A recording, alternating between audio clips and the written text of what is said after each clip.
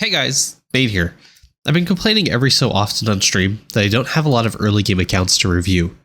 Ever since Owl, Kangaroo, and Vault, the early game of Idleon has been an absolute joke. So much so that I often hear from people that it only takes a week to get to World 6. Is that true? I'm curious.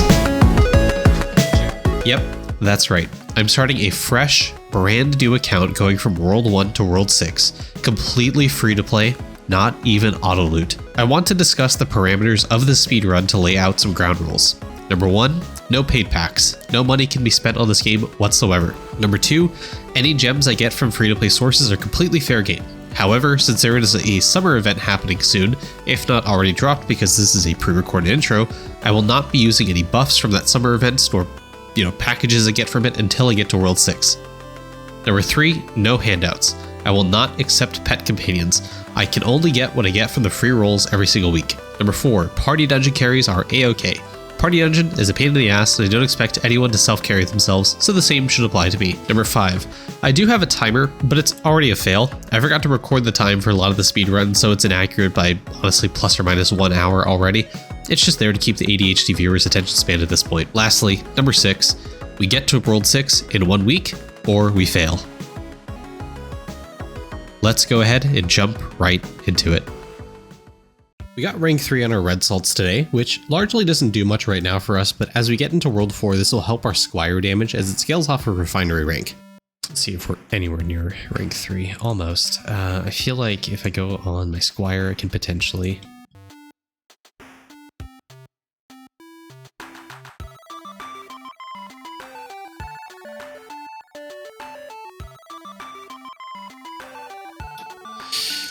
potentially use the talent for it. Let's see. 15 cycles, it should definitely get me over, I think.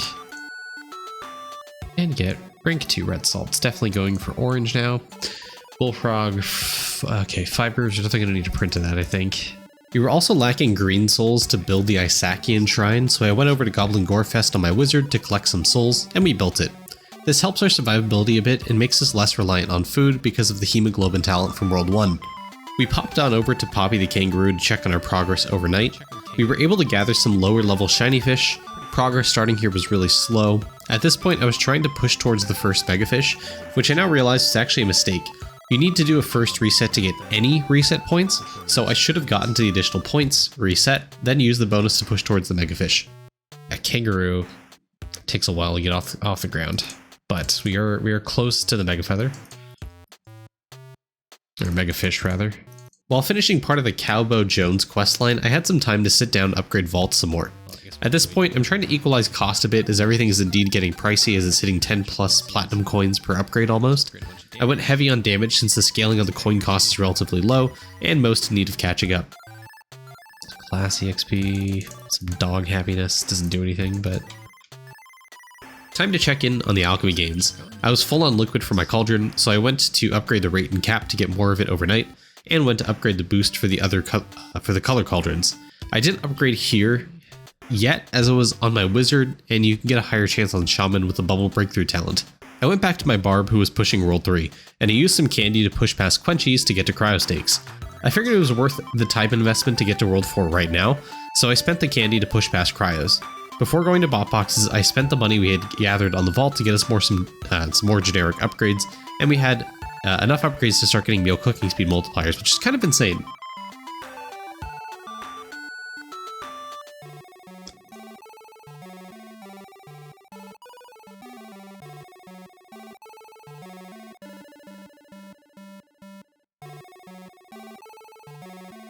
Okay, now question is, how many kills per hour do I get here? So 2,000. We are indeed accuracy capped, that's good. Okay, so we have 2,000 kills, we need 22,000, so it's 11 hours of candy. And remind me, so we have cryo stakes, so we go to bot boxes, and then we're done. So I am fine eating that.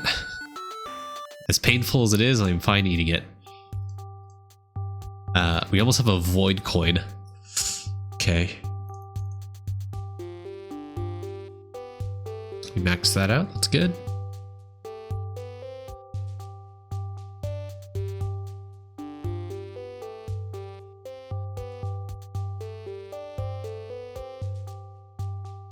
More damage, more kills, more poppy. Defense, that'll be nice. A little more build rate will help me. There's some souls.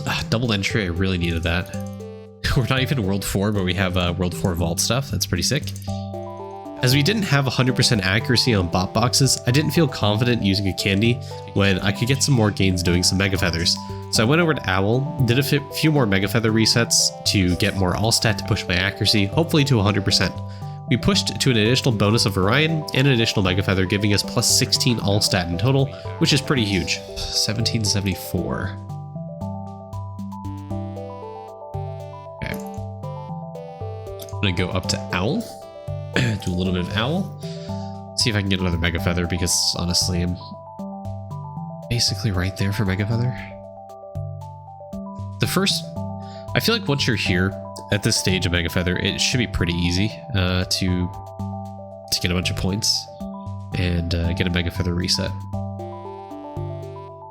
Because I mean, the cost of the Mega Feather is relatively low, and the feather generation should be like really, really, really fast. Alright. Yeah, once you get to the shiny feather upgrade, things just really start zooming. Because the more of these shiny feathers you get, the more feather generation it provides. Each level of this provides an increase to the feather generation per shiny feather, and you generate shiny feathers over time when you have that upgrade. So it's kind of exponential growth for at least like the first 10. First 20 you receive. And then once you get this cost reduction, things really start scaling.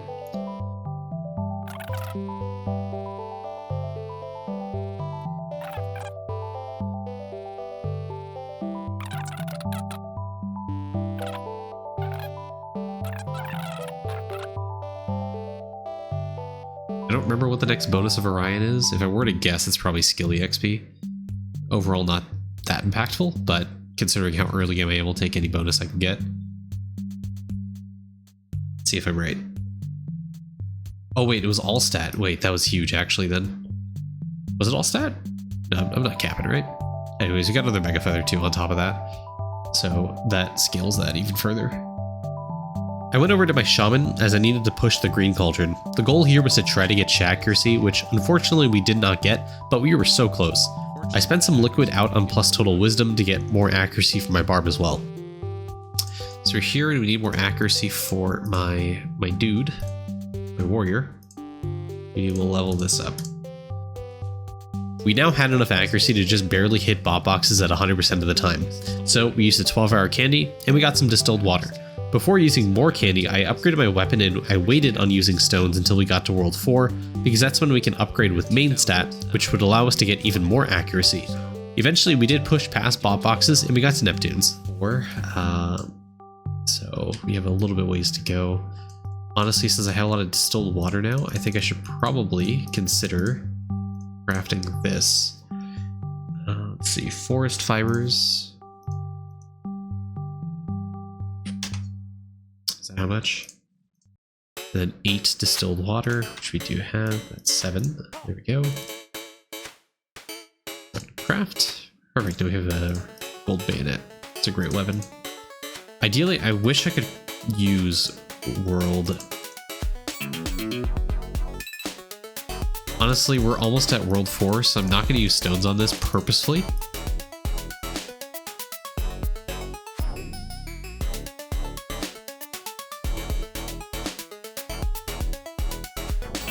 Bot boxes. Let's just drop rate. And I'm going to use the last candy to push through the portal. There we are. Now we're at Neptunes. And here we are. Alright, quest complete. We completed the quest to get some Chizoar keys, so now we were able to knock down the door to World 4. Single Neptune's kill, 3200 EXP. Should be able to get this. Got 2 more keys. Okay, let's give it a try. See if we can do it.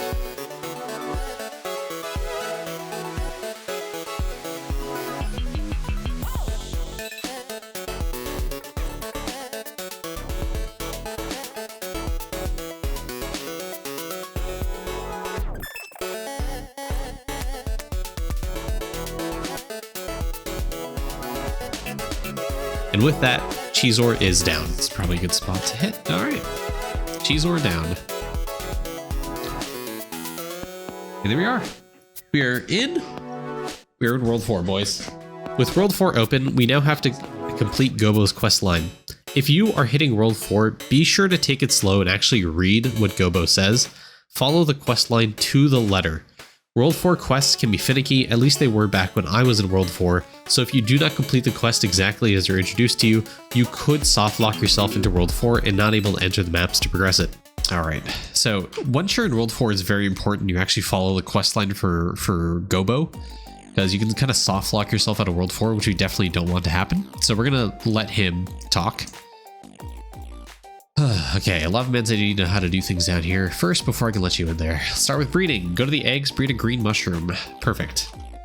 So you do exactly that. You go here, you breed 1 green mushroom, and you keep it. All right.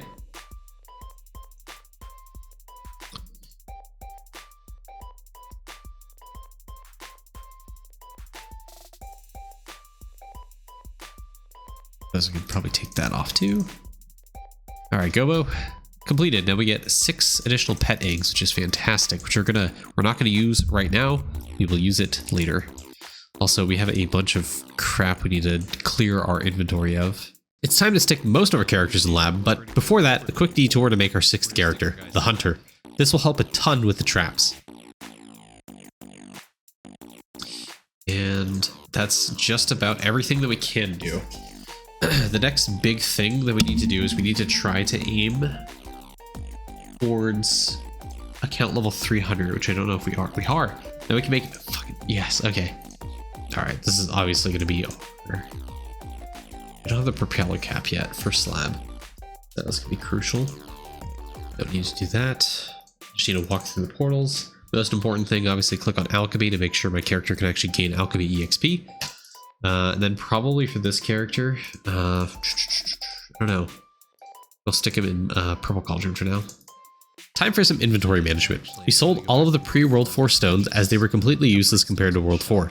I'll let myself explain what I plan on doing with the stones on my squire to help push World 4 to get to Eledius. And World 2, because I really don't need those, and World 3.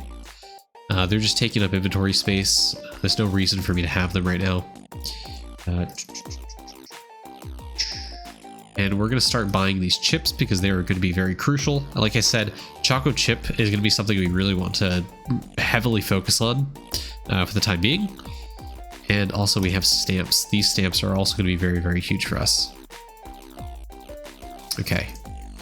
Want to buy these as much as we can. Okay. So now is when things become very crucial, how you actually upgrade your gear. So you see how these stones give you increase, the tool ones give you skill power, and it also gives you main stat. The way it determines main stat is what character you're on. So if you're on a warrior class, it's going to give you strength, which is good for me because obviously it'll help me with my prince because it scales off of strength. However, that's not actually what you want to do. You want to use these tools. You want to give your substat to these characters. The reason you want the substat is because that'll increase your accuracy. Accuracy is a huge problem when you enter World 4. You need a ton of accuracy. And because the main pusher type character that you use to push World 4 is your Squire, because of the DK class, you're going to need a lot of accuracy on that character because of this talent right here, the Precision Power. 8 total refinery rank. It gives you a huge damage increase based off your refinery rank only if your accuracy is 1.5 times higher than the hit chance of the mob you're on.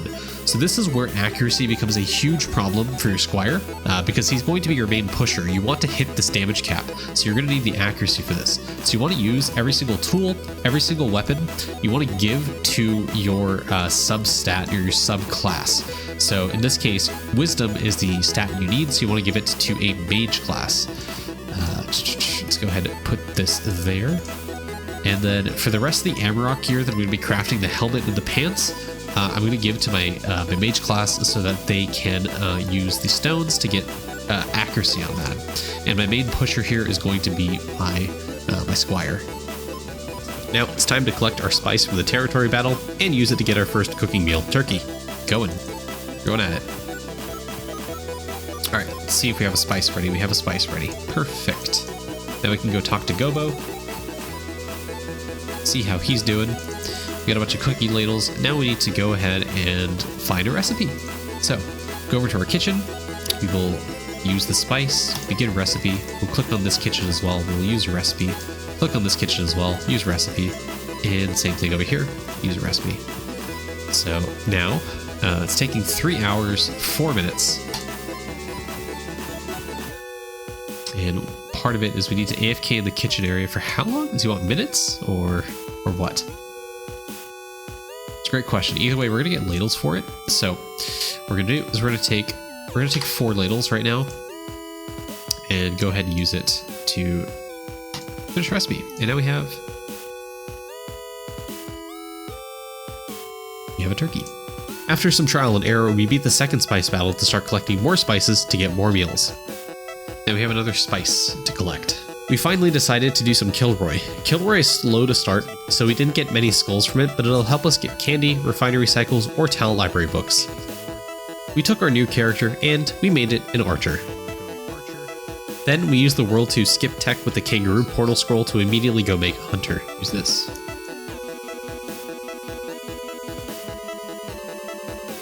Now, ta-da, we are here. We'll take these kebabs and let's go take this. And we are a hunter, now specialized in trapping, which means, finally, now have access to easy trapping. Thank goodness. While waiting for the 15 minutes AFK and cooking to complete Gobo's quest, I went to Owl on my other character to get Mega Feather 3. With that, the day is practically done. I didn't get much time to progress on day 3 as I was sick and in desperate need of rest. I had done most of the voiceovers here on day 3, which took about 6 to 8 hours out of my day, and I couldn't play while recording or editing the voice lines, so much of day 3 was non-existent in terms of active progress, unfortunately. Days 4 and 5 are quite explosive, so I can't wait to share that journey with you guys in the next video. See you then!